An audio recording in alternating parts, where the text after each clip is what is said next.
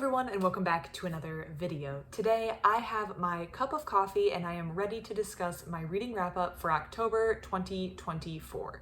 We are going to be talking about every single book that I read in the month of October, and that includes books that I did not review on my channel. So even if you've watched my reviews, we have some more books to talk about, and we're going to go through each one, first talking about the fiction and then talking about my nonfiction, because this month was a very heavy nonfiction month for me.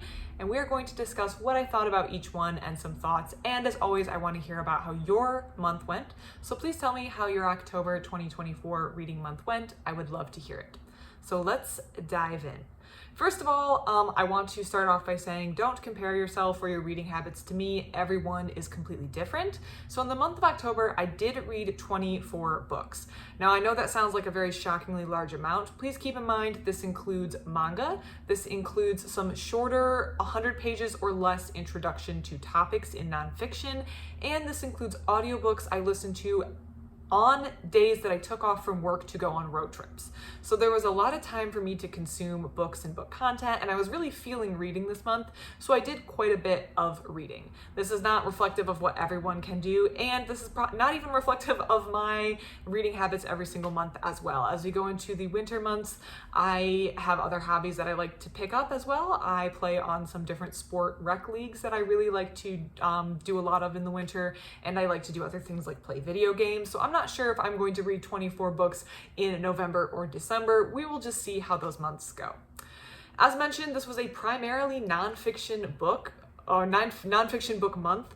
I read a lot on medieval history. I feel like I'm on a kick and I'm really enjoying that. And it's also videos that I can usually get at least 100 views on, which is pretty good for my small channel. So I like doing them, and you guys seem to like them as well. So I read a lot of medieval life history sort of nonfiction books. But first, let's get through my fiction list and talk about what I read for fiction this month. The first couple ones are going to be graphic novels, manga, comics. So I read volume 3 in Cat Plus Gamer. This was just a cute manga series that I'm reading. So I found volume 3, read it, kind of cute. You would have to read volumes 1 and 2, but I do have the reviews of all of that on my channel. I also read Mouse Guard Fall 1152 and Mouse Guard Winter 1152. The fall one was a reread. I read that a couple years ago, but I didn't realize that my library had the winter. This is about a mouse society living in a woods, and they're trying to protect themselves from internal insurrection as well as some external problems.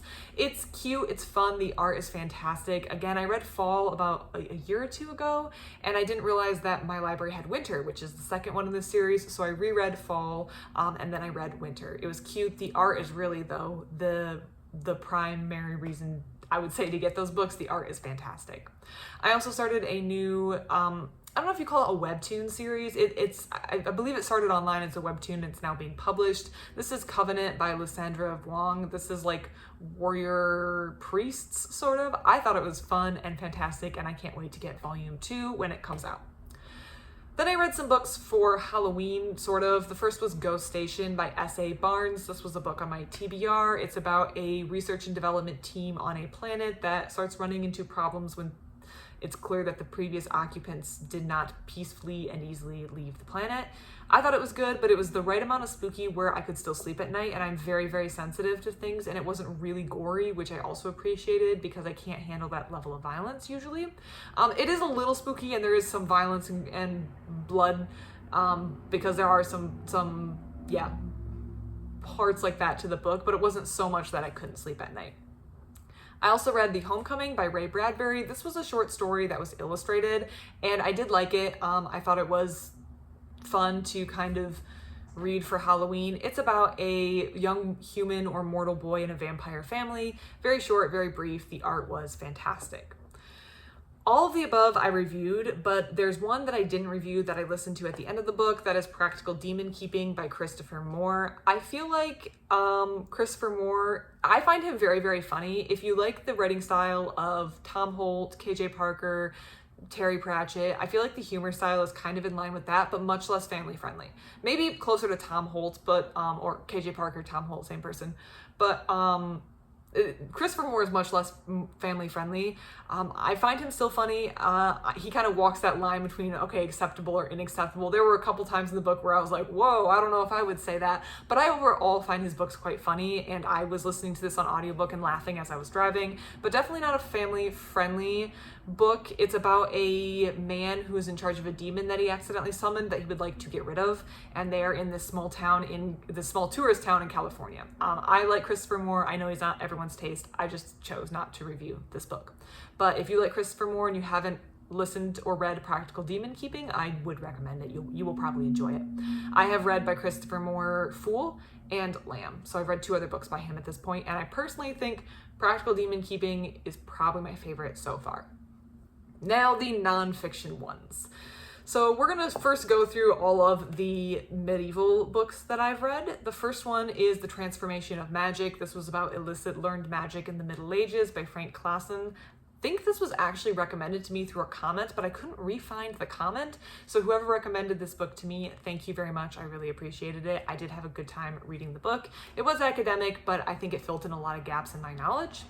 Next were 3 books from the Medieval Craftsman series. This is what I mean when I say that 24 books might seem really unrealistic, but each of these medieval craftsmen focuses on a craftsman in the medieval times and is about 70 pages and just introduces their craft, their work, some key names, and some history. So about 70 pages. It's quite easy to get through one in an evening, which kind of contributes to it, I feel like, is maybe some of these inflated numbers. That's why also when people talk about book goals, it's sort of meaningless without knowing what types of books you like to read. 10 books is a very, very good goal if you're reading really deep academic text. If you read a lot of comics, then 300, 400, 500 books is a reasonable goal, especially if you have a lot of time to read. So that's why these book goals are very personal and very dependent on the type of reader you are, what you like reading, how often you like reading, and how much time you have in your personal life. So the Medieval Craftsman series, I read Masons and Sculptors, Armorers, and Goldsmiths, so 3 different facets. Very interesting. The Armorers one was really, in my opinion, my favorite because I got to see all these cool suits of armors, which was quite interesting. But if you're interested in different craftsmen from the Middle Ages, that series is, in my opinion, quite good. It's about 30 years old at this point, but don't let the age dissuade you from reading. There may be some updated scholarship, but I don't think it's a bad place to start for an introduction. The Armorer's book in the Medieval Craftsman series actually inspired me to get the next book out, which was The World of the Medieval Knight. This book reminds me a lot of the D.K. Eyewitness books that I read a lot of as a kid and I really liked, but it felt like that for adults. So I really enjoyed the Medieval Knight book. I feel like I learned a lot. I feel like there were parts in it that you could tell was open to academic discussion, and I'm not intelligent enough, or maybe not intelligent enough. I don't have the right background to maybe assess questions like when did mounted warriors become knights, but it's all addressed in this book and it's done in a fun, entertaining way. And if you are familiar with the D.K. Eyewitness books, I found a lot of similarities, lots of pictures, lots of illustrations, so plenty to keep you entertained. And I think a picture is worth 1,000 words, so I think there's nothing wrong with including lots of pictures in books even aimed for adults because it can easily help illustrate your points. Next up, How to Slay a Dragon by Kate Stevenson. This was a book that was aimed at teens, designed to take fantasy heroes, maybe from D&D, from video games, from fiction that they're reading, and map some of those tropes onto real medieval life. It was entertaining and there were a lot of interesting anecdotes, but I found the flow of the book was a little off. I do wonder how much of that was just due to me not being the target audience. So definitely give it a read or suggest it to a teen if you have a teen in your life who is maybe expressing an interest in history and also has an interest in like D&D, fantasy video games, fantasy fiction, and is trying to make the jump to nonfiction. So it was an interesting book and there were some interesting parts. I just think I wasn't the right target audience for the book. Next up, and the final medieval one that I read, is The Anglo-Saxon Age. This was part of the Very Short Introduction series, which are books that are, again, under 100 pages and seek to briefly introduce a topic. In this book, the Anglo-Saxon period of English or British history, and this was by John Blair. It was very enjoyable. I think it provided a solid introduction to the topic, and it's another solid entry in the Very Short Introduction series. That is notable because we are now going to discuss the math books that I read this month, and one of them was not a good one, and it was another book in the Very Short Introduction series. I So I rarely find myself rating a book less than 3 stars. And that's not because I think every book should be a 3-star or above. It's because I know myself quite well. I read quite a bit. I know what I like to read. I'm pretty good at feeling out books that are going to be the right fit for me. I also am very quick to DNF a book if I feel like it's not the right fit for me, not the right time, not the right topic. There's a whole slew of reasons, and I can always return to a book if I choose to read it in the future. I'm a library reader, so I just place it on hold again if I choose to read it. Mathematics, A Very Short Introduction, was not the book for me. I think on Storygraph I gave it 1.75 stars, which I wouldn't say that's generous. That's probably where it falls, like just below a 2-star read. I kept thinking the book was going to get better, but it never did. The book was not designed for beginners in mind, in my personal opinion. It was not designed for a beginner audience or an introductory audience. It lacked the interest, the enthusiasm for mathematics, and I love math. My degree's in math, so a disclaimer, I think it's a fascinating topic, and I think many people don't understand all of the cool and interesting topics in math due to receiving a poor math education in their K through 12 years or their school age years, or just having negative interactions with math teachers or feeling behind and overwhelmed. So I'm always on the lookout for books that are going to introduce math to people in an interesting and intriguing way. This did not do that, but it was also too simplistic and boring to make me, someone who loves math, feel any interest in math. I did not like this book at all. I do not recommend it. I think that if you want an introduction to math, there's a whole slew of other books that do it much better. And in my review of that book, I list out a bunch of other books that I think do all the topics in that book much better. So that was one of my poorly rated books of the month and one of the few poorly rated books of the month. Just because, yeah, I'm pretty good at picking ones that I'm going to enjoy, but also that was an uncharacteristic miss for me. I just kept listening to it because by the time, I kept having hope that each chapter was going to get better. It never did. And then by the time I was like, I don't think this book is getting better, I was like on a road trip in a car and there was like 40 minutes left in the audiobook. So I was like, I'll finish this and then I can at least review it and give people suggestions and pointers to other books. 2 other math books I read this month, much better. First was Love Triangle by Matt Parker. The moral of the story is everything in life is triangles. I'm so sorry for the loud cars, everybody. I'm filming next to a window for natural light because my filming setup is currently like dismantled due to all sorts of things, and it's a little bit loud. I cannot control the traffic. Also, Secret Lives of Numbers by Kate Kitagawa. This is a book that discusses various times in history where math was discovered by people who maybe we aren't as familiar with. I thought both of these were interesting, intriguing books, and both of them were much better than Mathematics, A Very Short Introduction. So I read 2 very short introductions. One of them was Anglo-Saxon World, pretty good. The other one was Mathematics, pretty bad. All right, next up we have some just other nonfiction that I read. The first was A Very Short History of the World According to Sheep. I actually had 2 librarians recommend this to me, which is kind of embarrassing that the librarians even recognize me because I do not live in a small library district, and I feel like that means I'm in the library a little bit too much. So I'm single-handedly pushing those circulation numbers up. But they recommended the book to me. It probably should be called A Short History of the World According to Wool because most of the book focused on the economic impacts of wool, but it was interesting nonetheless. Stegosaurus by Paul Barrett. This was a book I got just to indulge my inner child. It's a book about a Stegosaurus fossil that was dug up in the western part of the United States and is on display in England, I think it is. I think it's in London, on display. And it talks about the journey of, first of all, discovering this by accident, putting it together, and it was intriguing for me. The best part for me was the story of how they put the display together and how they worked to get all these bones put together. I thought that part was really interesting, and it was a little bit indulgent in my inner child, which loves dinosaurs. Next, I have 3 photography books. First was Alaska by Art Wolfe. It's photography of Alaska. I liked that one. I really liked the tundra scenes. If you watch my book review, you'll see the picture that I love so much. Leelanau Underwater. This is a area with a lot of shipwrecks in the Great Lake Michigan, which is one of the Great Lakes. And I liked it. It was a little short for my taste. I would have liked it to be like double in length, but the photography was fantastic and I had a fun time reading it. And finally, Views from the Sleeping Bear. This is from Sleeping Bear Dunes National Lakeshore, which is part of, it's like a federally protected land in the United States, also on Lake Michigan. And it was just photography from inside that federally protected area, also really good. So 3 photography collections.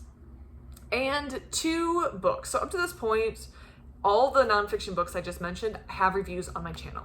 I did also read 2 more books that did not get reviews. The first was 10 Arguments for Deleting Your Social Media Right Now by Jaron Lanier. I hope I'm saying his name correctly. That was a very intriguing and interesting read. I've heard or listened to this individual talk on various YouTube videos, and I think he makes some very, very compelling points to maybe some of the negative aspects of social media. So you can read that book and make your own decisions on what you want to do. The final book was an audiobook that I listened to, again, on a road trip, called Who's Raising the Kids by Susan Lin. This book was quite conflicting. It's about tech use in children, which is something that I'm personally very interested in, but I also feel like I don't want to speak too much on because I don't have kids myself. I'm not a parent, not yet. And maybe we'll see if kids happen, then maybe I feel like I will have more of a leg to stand on here. But because I don't have kids right now, I don't always want to talk about it because in my mind, it's not good to just shove an iPad in front of a kid. But maybe if I was a stressed out parent, I would feel differently looking to gain some peace and quiet. So basically, I don't want to go too far into telling other parents what to do because I personally feel like I don't have a stake in this. But I think Susan Lin makes some very compelling arguments in this book, particularly on how different companies market to children and how their children's data is kind of being harvested, how discontent can be manufactured in children. It was a very intriguing book.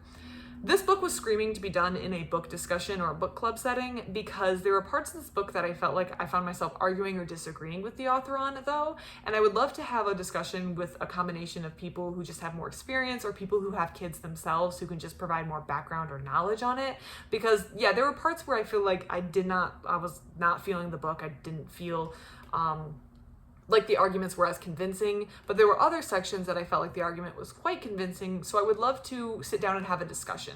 I didn't wind up rating this book or reviewing this book. I didn't review it because I felt like I really didn't have a leg to stand on, and it was going to be a lot of my opinion in the review as opposed to me reacting to the actual book itself. And this is not a commentary channel, this is a book review channel. I guess that is sort of commentary. Anyways, I just felt like it was going to be mostly me saying my opinion versus me reviewing the book, but also in my opinion, the chapters vary wildly, where some of them were 5-star reads and some of them were well below a 3-star. Now, I did not like some chapters, but I really liked other chapters. So I actually would like to get people together, maybe some people I can force in real life to read this book, and then we can have a discussion because I think that would be the most productive way to read this book. So if you've read Who's Raising the Kids, please let me know what you thought about this book, if you agree with that assessment, or what you thought about the book overall, because I would really like to, hear from you as well. So that is everything that I read in October 2024. Again, an abnormally high reading month due to time I took off work, a number of road trips, and reading a lot of shorter introductions to topics. If you read a lot, if you read a little, if you didn't read at all, please let me know how your reading month in October 2024 went. I love hearing what other people are reading and working on. Please put your comments in the comment section down below. Thank you so much for watching, and I hope you have a great rest of your day.